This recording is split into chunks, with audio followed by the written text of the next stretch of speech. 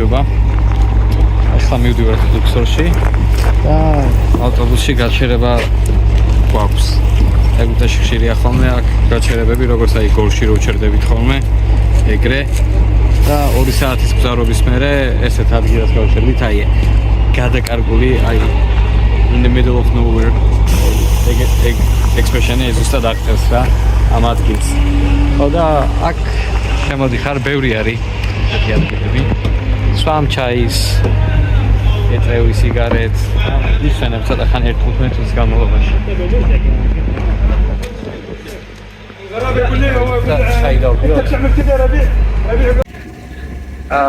გამოვედით ჩვენი სასამართლოსკენ დავიძარით, მოკლედ მინუსი რომ გადაყვეთო ლუქსორში არის ორი საშუალება.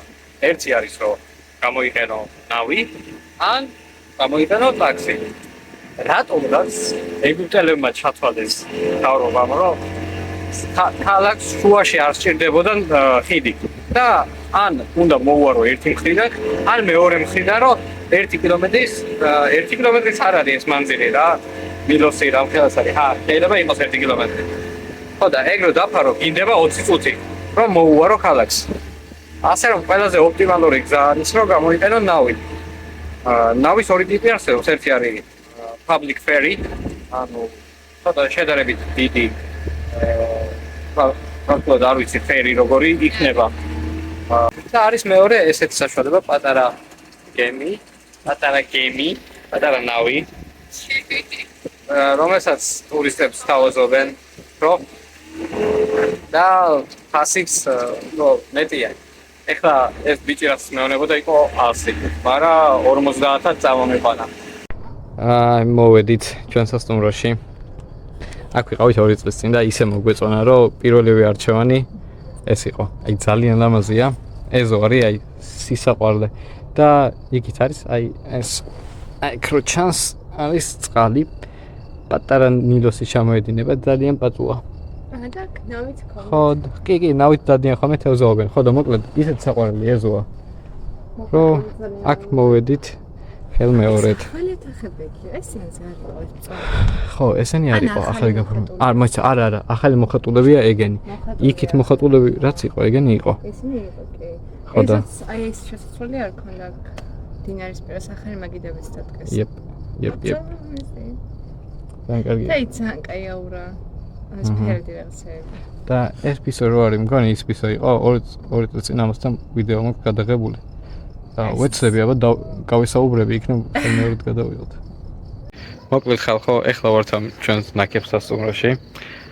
2 საათია ღამის და საათზე მეტია ველოდებით მე პატრონეს, რომ არავინ არ არის, რომ ოთახში შეგვიშვას. დავურეკე, 3ჯერ ველაპარაკე. რაღაცეები მითხრა, რომ კარებებიო შეამოწმეო და ნახეო, რომელშიც გასაღები იქნება, იქ შედიო, კარგიო. თუ არავინ არ არის, მანდ მეთქე არავინ არ არის. კაიო, შეამოწმეო კარებებიო. მივედი გასაღები, რომელშიც არის კარებების. არც ერთი არ გაიღო. ბიჭო და ეხლა მოსგენი რა ქვია. მე კიდე სხვაებიც შევამოწმე რა. ერთი გაიღო, მაგრამ ოთახი იყო არეული. ანუ საწოლი იყო არეული. ანუ ესე იგი ვიღაცას იქ არაულაგებია. ხო და მანდ არ შევედი. კიდე მაგის გვერდით რაც ნახე, გავაღე რა, ოახ მეთქი ეს არის მეთქი უეჭველი ჩვენი ოთახი რაღაცა და ვიღაცა კაცმა ამომხედა იქ საწოლიდან. ამომხედა? გაიღვიძა ხო? სერიოზულად? ვიღაცა ხო პუტკუნა კაცი იყო. excuse me თუ რაღაცა ეგეთი რა. ხო და მეთქი sorry რაღაცა და გამოვედი ისევ რა, ანუ ეს კაცი მიხედავება, ანუ ამდენ ხანია. ხო და ეხლა აი მე თვითონ მოვალ 20 წუთიო და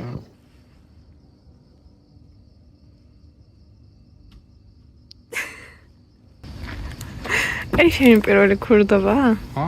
ეს შენ პირველი. მეტი არ მეკუთვნი. ნუ გავუტე ხო სახლები რაღაცას და სახელები. აი ცუდადა. რისი საკომპენსაციო ეგ? ჰა? რისი საკომპენსაციო? და ერთ საათი რა შუაღამისას მოლოდინებენ დაღლილ კაცს.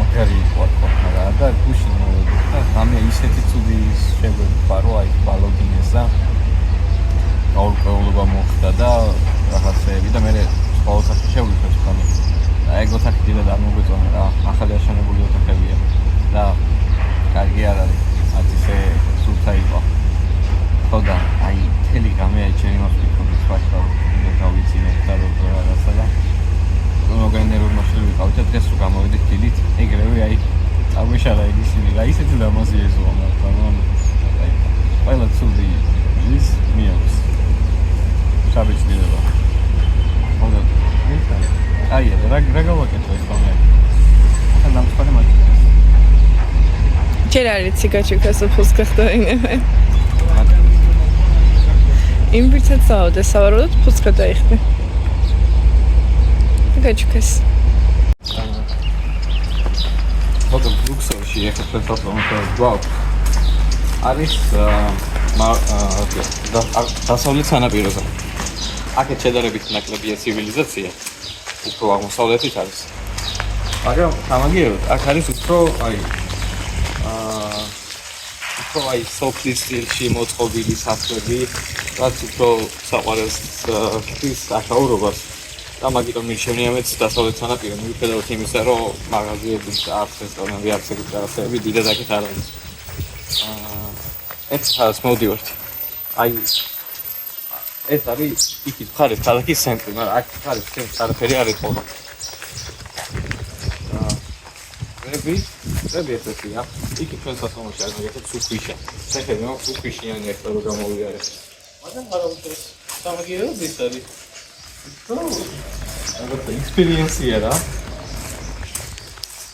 აქედან ლუქსორში ახლა მოკლედ არის ძალიან ბევრი ადგილი სადაც მონახულება შეგიძლიათ თავარი მაგალითად ტოპ 3 რო გამოვყო ცენტრის არის ხაჩეპსუტის ტაძარი Valley of the Kings-ი ანუ სადაც დამარხულნი არიან ძველი ფარაონები იქ აღმოაჩინეს მაგალითად უტანხამონის სამარხი მაგით არის ყველაზე ცნობილი ხელისუფლებელი სამარხი რო აღმოაჩინეს და კიდევ ბევრი სხვადასხვა ფარაონის სამარხია იქ და შეგეთ შადიხარ და იქ იმაშუას ლამაზად მოწყობილი გაფორმებები და მოკლედ უეყოდ სანახავი ადგილია კიდევ ერთი მესამე ადგილი ალბათ არის კარნაგის ტაძარი რომელიც სატაძრო კომპლექსია ლოს-ანჯელესში პლაზა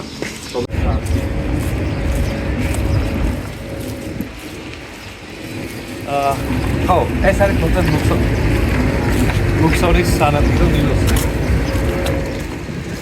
ხედი როგორც ხედავთ ძალიან კარგია გასაუბრს არის შეგიძლიათ უბრალოდ ამის ყურებითაც შეგიძლიათ ისე ამოვიდეთ ხო და რაც შეეხება იმ დანარჩენ ადგილებს ხაჩეპსუტის კარნაგის და ასე შემდეგ ტაძრებისგან ასაჯერული თავი ჰაილაიტები ასევე არის დიერელ მედინა რომელიც ძველი დასახლებაა უბრალოდ ნამოსახლარი მედინეთ ჰაბუ ტემპლი იგივე სადაც არის რამზესისადმი ქადეშის ომში გამარჯვებისადმი მიძღვნილი ტაძარი. დღეს ესე იგი მოვინახულებ მარტო კარნაკს და ჰაჩეპსუტს სავარაუდოდ, იმიტომ რომ მე თქვენ არ მოვასწრებთ. დიდ გაგვიძება ჩვენი ძლიერი მხარე არ არის. და ეგვიპტელების ძლიერი მხარე არ არის საღამომდე მუშაობა. ხო და მაგაში ვწდებით ერთმანეთს.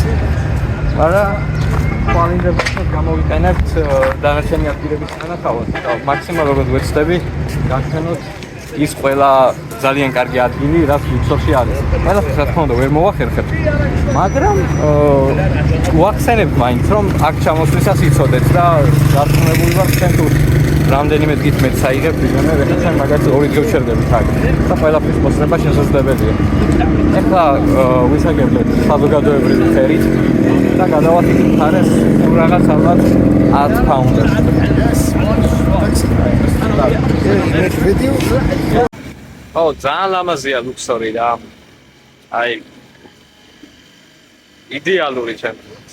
იდეალური ოღონდ როგორც თვითონ ისტორიის მხრივ და არა აქაური მოსახლეობის მხრივ. მოწყვლეობა კაიროში ბევრად უკეთესია. მაგრამ მაინც წავა რა. ამ იმას მაგიას ვერ დაუკარგავენ.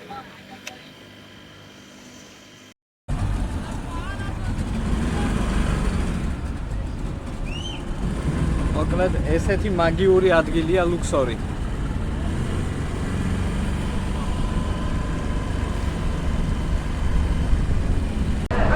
Big Mac-ის ორი დიდი მენიუ McDonald's-ში. აი ამ ხედით, სადაც ლუქსორის ტაძარია უკან. გაჭდა 16 ლარი. ორი კაცისთვის.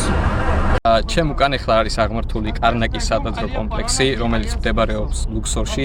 ძველი დროით ამ ქალაქს ლუქსორს ერქვა თებე. თებე რაღაც პერიოდის განმავლობაში, ეგვიპტის უზარმაზარი პერიოდის და ისტორიის განმავლობაში ყოველთვის არ ყოფილა მთავარი ქალაქი. ეს შემდეგ შეიცვალა, მაგალითად მანამდე იყო მემფისი, ამარნა, თებე, თებე არა არის და გიზა და ასე შემდეგ რა. ახალმა ფარაონებმა აქეთ დაიწყეს უკვე გადმოსვლა, აქეთ დაიწყეს საკუთარი აკლამების შენება და ტაძრების აგება. ლუქსორის სატაძრო კომპლექსი არის გამორჩეული არა მარტო თებეში, ანუ ლუქსორში, არამედ მთელი ეგვიპტის განმავლობაში ერთ-ერთი ყველაზე მნიშვნელოვანი ადგილია. იმიტომ რომ რაღაც პერიოდის შემდეგ, ანუ შუა სამეფოში, როცა ცენზურა პირველმა დაიწყო ამ კომპლექსის მშენებლობა, მხოლოდ ერთი ტაძრით, მის შემდეგ ფარაონები ალბათ არავინ არ ყოფილა, ვისაც ერთი ქვა მაინც არ აქვს დადებული აქ. ყველას უნდოდა აქ ქონოდა სამლოცველო, ტაძარი და ასე შემდეგ, რომ თავისი სახელი ისტორიაში უფრო კარგად ჩაებეჭდა. ლუქსორის კარნეკის კომპლექსი შედგება რამდენიმე მნიშვნელოვანი ადგილისგან, მაგრამ ძირითადად ეს კომპლექსი ეძღვნება მაინც ამონს, იგივე ამონ რას, რომელიც მზის ღმერთი, მზის ღვთაება იყო. დღევანდელი კარნაკი ასე თუ ისე შემორჩენილია, მაგრამ დიდი ნაწილი მაინც განადგურებულია. ერთ-ერთი ყველაზე კარგი ადგილია მოსანახულებლად, მით უმეტეს თუ ისტორიის მოყვარულები ხართ. ბევრი ფოტო გექნებათ ნანახი. ყველაზე ისეთი გამორჩეული ალბათ არის ხოლმე მაინც სფინქსების ხეივანი, სადაც დაახლოებით 20 სფინქსი არის ჩამწკრივებული გაყოლებაზე.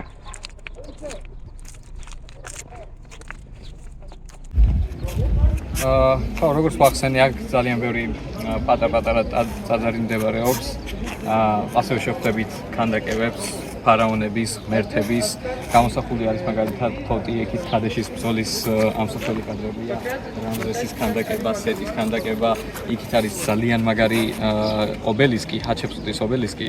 რამდენიმე მეტია არის, მაგრამ 20 მეტრამდე მაინც უნდა იყოს დაახლოებით. მეტრებში კარგად ვერ ყვევია. დიდად არ მაინტერესებს ხოლმე ზუსტი სიმაღლე, წონა და ასე შემდეგ. მაგრამ ეს არ საქმეა. თვითონაც რომ შეხედავთ, ძალიან შთამბეჭდავია და მეტრებს უკვე მათ მნიშვნელობა აღარ აქვს. ყველაზე მეტად აქ იგრძნობა მასშტაბურობა. სხვა ტაძრებს რომ შეხედავთ, ისეთი, ანუ კი დიდები და შთამბეჭდავებია, მაგრამ აქ ძალიან დიდ ფართობზე გაშენებული ეს სატაძრო კომპლექსი სულ სხვა განწყობას და გარემოს ქმნის. ერთადერთი რაც ცოტა გამაღიზიანებელი არის ტურისტების სიმრავლე, მაგრამ მაგასაც აიტანს ადამიანი.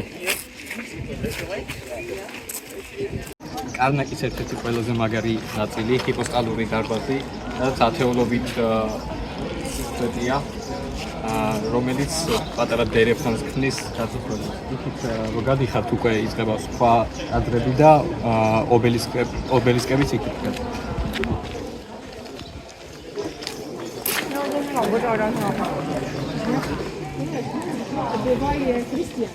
Christian didn't believe anybody else.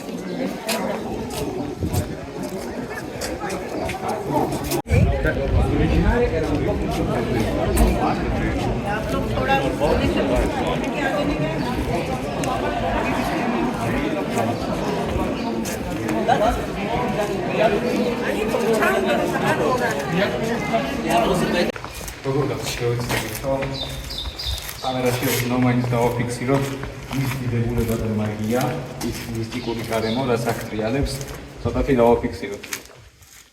რაც სარწმუნებული ვარ, რომ კარგად არ გამოგვივა, იმიტომ რომ ამას ესე უბრალოდ იმისები ვერ დაიჭერ, მაგრამ საუკეთესოს გავაკეთებთ. ხო, მოკლედ ამ კედლების შორის რო დადიხარ და ამ ხელა ისტორიას რო ხელით ეხები, მე ხვდები, რომ ის ფარაონების სულელები არ ყოფილან აქ, რომ საკუთარი სახელის ჩაწერა უნდათ.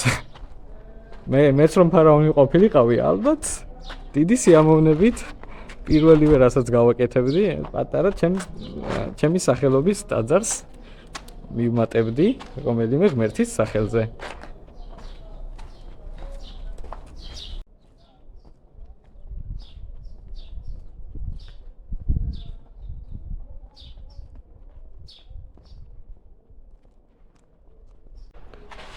ეს არის რამზეს მესამის მიერ აგებული ტაძარი.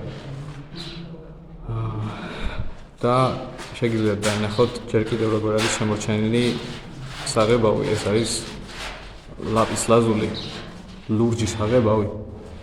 ჩემი საყვარელი ფერი და რომელსაც ეგვიპტელები ხშირად იყენებდნენ ხოლმე. როგორც ვიცი, თან აქ არიშოვებოდა დიდად და ავღანეთიდან შემოქონდათ ხოლმე. და ეს პიგმენტები, ფერები ზოგ ადგილებში ისე კაფიოდ არის შემორჩენილი, რომ აი ირღია დარჩებით. აქ კიდე, რავი, ესეთი გარემოა.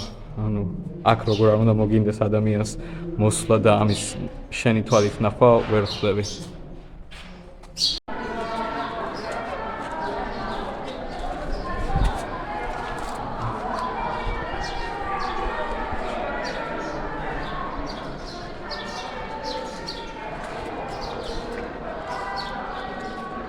აი ამ შემორჩენილ ფერებზე ვლაპარაკობდი.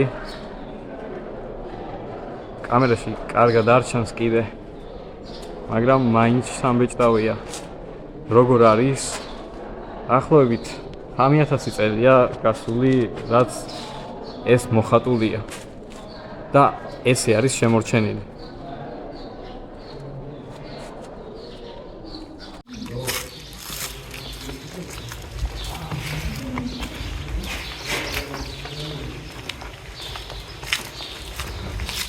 კიდევ ერთი ტაძარი, რომელიც შედარებით განსაკუთრებით დგას თუთმოს მესამის მიერ აგებული.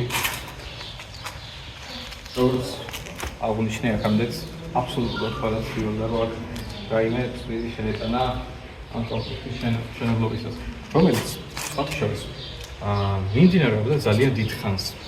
ანუ ეს დაიწყო შუა სამეფოში. დაახლოებით 3000 წლის წინ, უფრო მეტიც. და იმის მერე პტოლემეური ეგვიპტის განმავლობაშიც კი კვლავ ემატებოდა ახალი რაღაცები ამ კომპლექსს. აი როგორ მეტყობა რომ ეს პირველი ვიდეოები რომელსაც ვწერთ. ეხლა მივხვდი რომ ტექსტი უნდა მოამზადო ხოლმე ცოტა რამენაირად მაინც პატარა ვიმუშაო ენაზე, იმიტომ რომ აქ რომ მოვედი ეხლა მეთქი აქცე ვიცი რა ვილაპარაკებ. ანუ ამჭირდება. თურმე ესე დასალაგებლად ძალიან რთულია რა. ეხლა წერან ვამბობდი რომ 1 საათი რაღაც აქ მოვედით და 1 საათის წინ რაც უნდა მეთქვა დასაწყისში ვიდეოს ჩაწერის. ეხლა გამახსენდა რომ მეთქი ეგ რატო არ ვთქვი? ნუ წერან ვთქვი.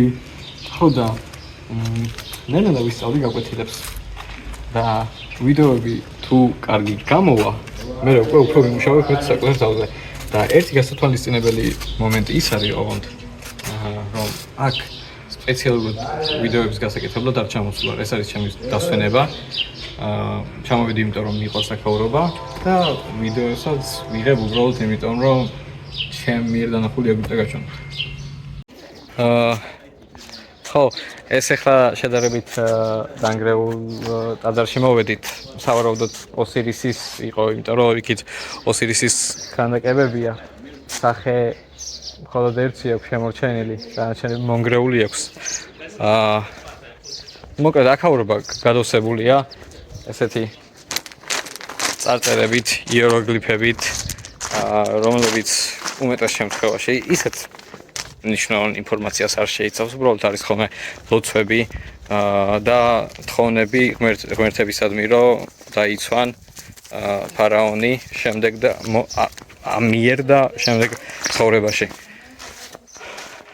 მე სუმეგონა ხოლმე რომ აი პაპირუსებზე ან ესეთ კედლებზე უმეტესად ამოტვიფრული იყო ხოლმე რაღაც განსაკუთრებული საიდუმლოები, რომ აი აქ ოდესღაც ისეთი რაღაც ინახებოდა, მაგრამ არა, არის ლოცვები, თხოვნები და ასე შემდეგ. ჩემს უკან ჰაჩეპსუტის ობელისკი.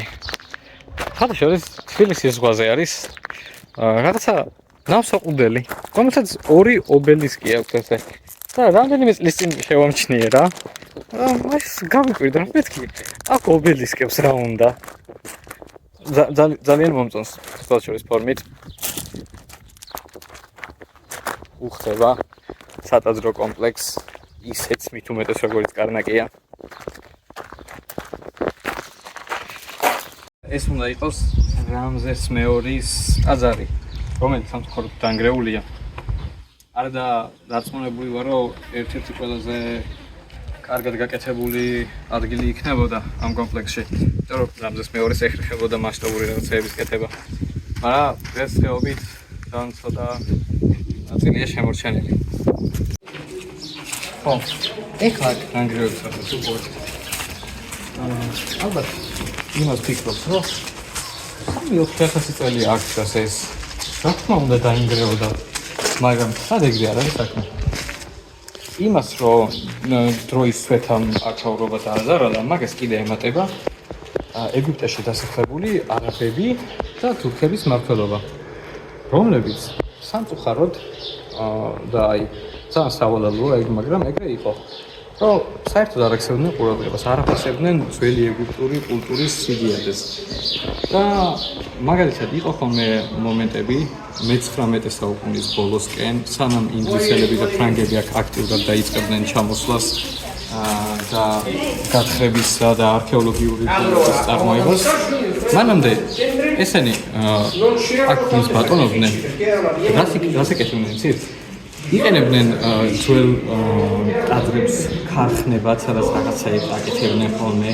აქ აღმოჩენილი აქედან მოპოვებული ქვები, ძველი სატაძრო კომპლექსებიდან წაღებული ქვებით აკეთებდნენ საცხოვრებლის სახლებს თავიანთთვის და აი ეს იყო ვანდალიზმი მაგათი მხრიდან, რასაც უშველა ევროპულმა გავლენამ, როცა ბრიტანელებისა და ფრანგებისთვის დაიწყეს რაღაცა ნიშნის მოგებით, რომ აი ისი და ჩვენ კულტურული ხალხი ვართ და ეგვიპტეს გავუფრთხილდებით, ანუ ველურები არ ვართო.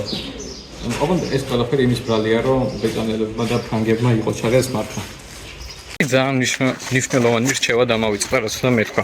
განთეს, რომ ტურისტულ ადგილებში, ტაძრებში, მუზეუმებში, რომ მიდიხართ, იქ ყოველთვის გხდებათ მომსახურება გიდების რა, თვითონ მოდიან, გეუბნებიან ფასს, რომ აი, გიდი, ვიქნები, გაგიწევთ კონსულტაციას. მაგრამ მე რამდენჯერაც ეგ გამიკეთებია. ყოველთვის აღმოჩენილა, რომ იმ გიდმა ჩემზე ნაკლები იცოდა. მე დიდად ვერ ვიყავ, ანუ ვიცი რაღაცეები ეგვიპტური კულტურისა და ისტორიის შესახებ, მაგრამ ის გიდები ჩემზე უცოდინარები აღმოჩნდნენ, იმიტომ რომ მე და ნათია ვიყავით ერთხელ კაიროს მუზეუმში, სადაც რამდენიმეჯერ ყოფილ შემდეგ ვიფიქრე, რომ აბა გიდის ხო არა ვიყავ, მეთქი იქნებ რამე საინტერესო ახალი გავარკვიო. და ამ ხალხს რასაც ვეკითხებოდი, რომ აი რაც მაინტერესებდა, წარმოდგენაც არ ქონდა იმ რიტუალებისა და ადგილებისა ასე შემდეგ შესახებ რა, ანუ იცოდა რაღაც დაზეპირებული ისინი, მიყავდი კონკრეტულ ადგილებში და გეუბნებოდა, რომ აი ეს ის არის, ეს ის არის. ხო და გიდები აქ მუშაობენ ეგრე, დიდად მცოდნეები არ არიან. უკეთესი იქნება ისევ ინტერნეტში თქვენისთვის წაიკითხოთ რაღაცეები და მომზადებულები მოხიდეთ და მეორე რაღაცა კულტურის ისტორიიდან. და ეგ შემთხვევით არ იყო სამწუხაროდ, თუმცა კარგად ვერ ვყოლ შემსავით. და გათვითცნობიერებული არ არის, მაგრამ საინტერესო იქნება პირიქით. ხო, მაგრამ ხიდი არის ხოლმე, რომ ანუ არასწორი ინფორმაცია მოგეწევს ახლა.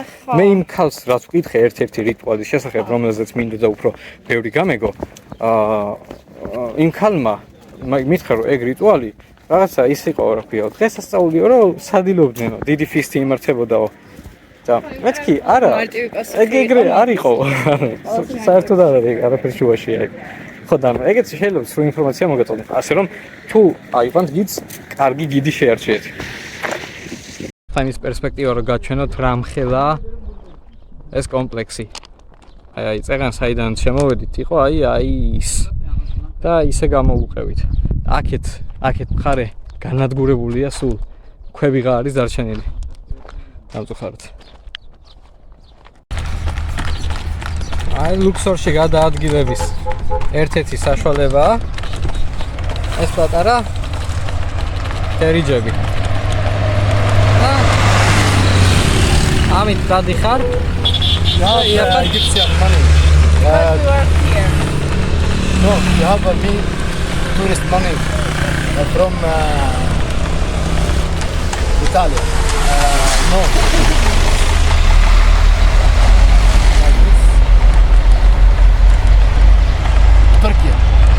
Turkish. მოგწონს. I mean გზავრობა. This number, tourist number or Egyptian number? Egyptian number. Okay, I give you number. ბევრს რო არ ველაპარაკებოდი. მაგრამ რა სიზა? ეგ არის. აქ ორ რამეს ერთად ვერ გააკეთებთ. თან ვერ დადგლები და თან ვერ ისწავლებ. თან ეს უნდა გააკეთოთ. მეორე. არ გეცით, რა? კიდე მე სადაც? მოკლედ, ყველაფერზე შეევაჭრეთ. სამწუხაროდ 200 პაუნდად ვიყიდე რაღაც მეცეორს ამის საკრავი და გიორგიმ 200 პაუნდად სამი კალსაბამი ორიზე და Zabar. ყველაფერი იყიდა ბაზარში ეს კი იყო. ყველაფერი 200 პაუნდად გავიტანე მე უბრალოდ აი ხელოვნ ნაკეთები ვიყიდე. ასე რომ ივაჭრე. სასახლე.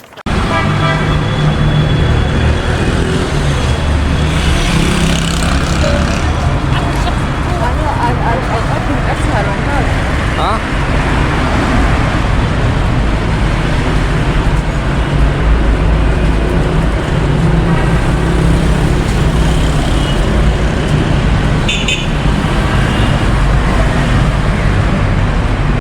ეხლა ვარ ლუქსორის ცენტრში. მოკლედ ლუქსორი ტურისტებისთვის ცოტა დამძრგუნველია თავიდან რა. სანამ აქაურობას შეეჩვევი, იმიტომ რომ აი მესამე ჯერ ვარ აქ. მაგრამ აი პირველი დღე მაინც ისეთია რა.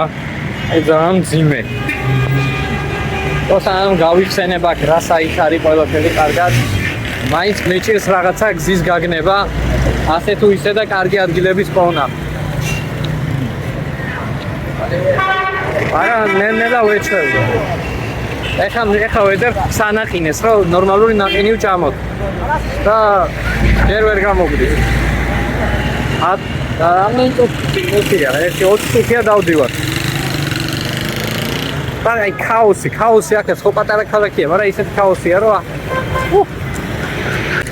აი იმაზე ფიქრიც მზარავს ევროპელებისთვის და ამერიკელებისთვის. რამდენად იაფია აქ ყოფნა. აი მე რო უყურებ ჩემთვის არის იაფი რა. და იმათთვის ანუ ხო სამჯერ იაფია. 4ჯერ, მეჯერ. მე თუ ჩემო ალბათ ანუ იმას რაღაცას ვეუნებია ხას. ფეხებზე კიდია მგონი არც ევაჭრებიან. მაგრამ არა, შემჩნეული მაქვს რომ ეგენს ევაჭრებიან ხოლმე მაინც.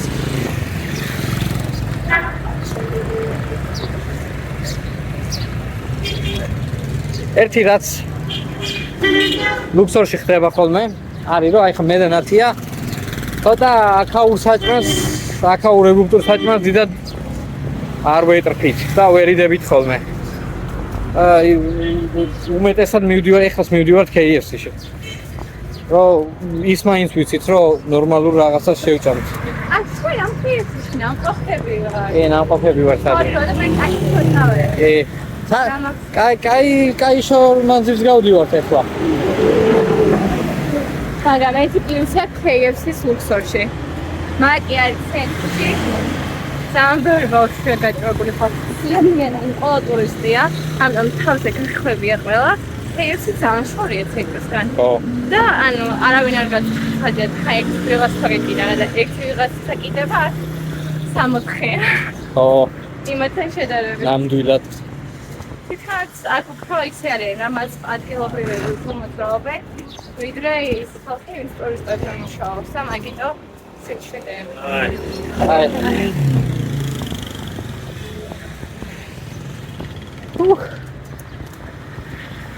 ცხელა, ეს ძალიან ცხელა.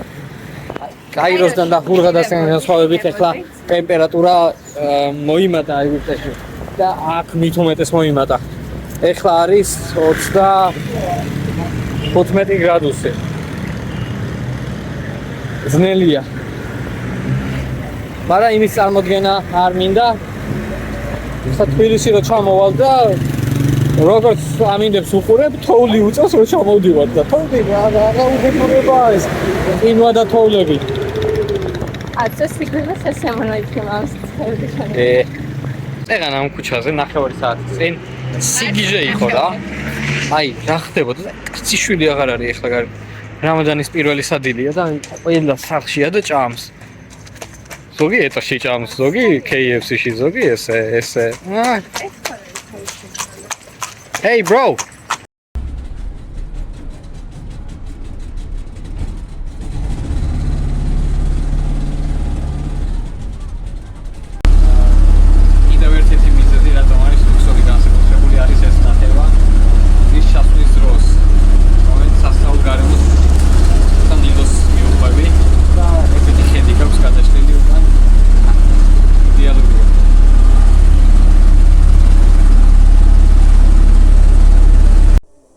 ბედნიერები ვართ. გუშინდელი ცუდი ამბების შემდეგ დაველაპარაკეთ და უთხრით, რომ იმ ოთახით მაყოფილი არ ვიყავით, ცუდი სუნი იდგა და ისედაც ანუ კიდე ბინძური იყო და რაღაცეები შედარებით რა, იმიტომ რომ ჩვენ რო აქ ვიყავით, ესეთი არ გვახსოვს აქ ყოფნა, ანუ გუშინ კიდე არ გვესიამოვნა.